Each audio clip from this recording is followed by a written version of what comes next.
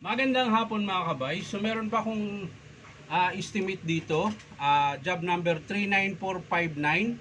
Ang modelo po dito sa cut-off na DeWalt mga kabay ay D2H720. Ayan. So yan mga kabay, sasaksak po natin.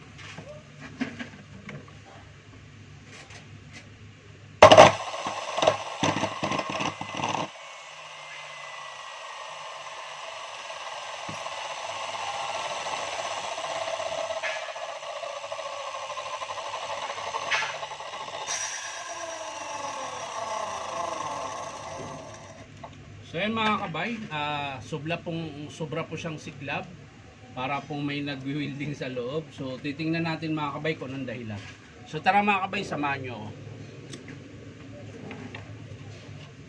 Una, tatanggalin natin yung carbon. Ayan, lusaw din po yung putol po yung carbon.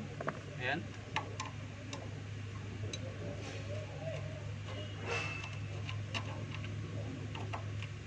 Sa kabila, ganun din po. Ayan. So, titingnan natin yung ano niya mga kabay. Ayan. So, tutumba na lang natin. Ganyan. Hindi, ito. Para makita po.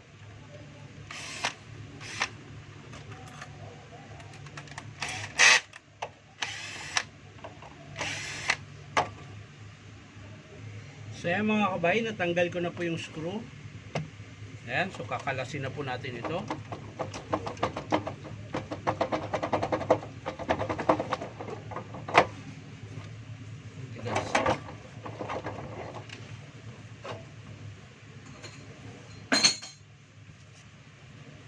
So yan po, pati po field coil mga kabay, sira.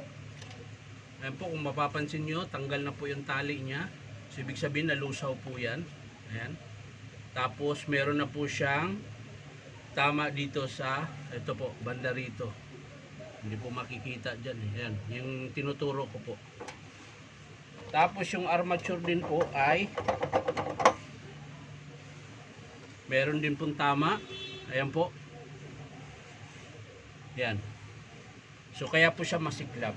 Pero mga kabay, ito medyo madami-dami na po ang sira dahil pati po yung brush holder yung nasa loob mga kabay, yung pinagpasukan ng carbon ito, ayan, ito po, lusaw po yung banda dun sa loob tsaka yung kabitan nito.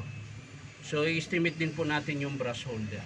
So pag mga ganito mga kabay, medyo may kamahalan na rin po yan kasi pag kasama yung armature tsaka field coil, para ka na kung bumili ng bago. Kaya pag ganon, minsan yung mga customer, lalo na kung yung mga malalaking kumpanya hindi na po pinapagawa pag ganon. Pero depende pa rin po sa may-ari. Meron namang iba na kahit lagpas na sa kalahati yung presyo, pinapagawa pa rin yun. So yan mga kabay, ang estimate natin dito sa D2H720 na cut off ng DeWalt, 14 inches yung bala nito. So armature, field coil, tsaka dalawang brush holder at carbon. Yan po yung estimate natin. So ibabalik na natin ito mga kabay dahil tapos na po yung estimate natin. Ayan.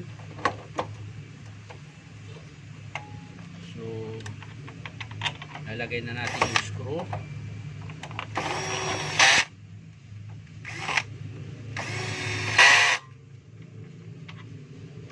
Yan.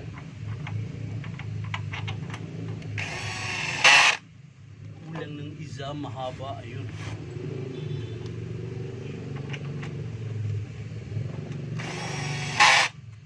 Itong tatlo dito, kulang na isa.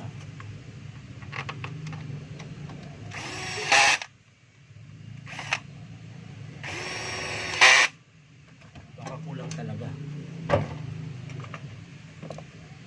Kulang talaga mga kabay. Kulang talaga ng isang screw. Ayun pala. Natakpan pala sa basahan.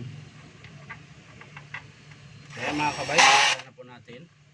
So sa mga gusto magpa-repair mga kabay, punta lang po kayo dito sa Powerman Hardware, 530 T. Alonso, Santa Cruz, Manila. So hanapin nyo lang po yung signboard na DeWalt. Madali pong makita dahil malaki po yung pangalan ng Powerman Hardware. Ayan. Medyo kupas nga lang yung signboard dahil luma na po, hindi pa po napalitan.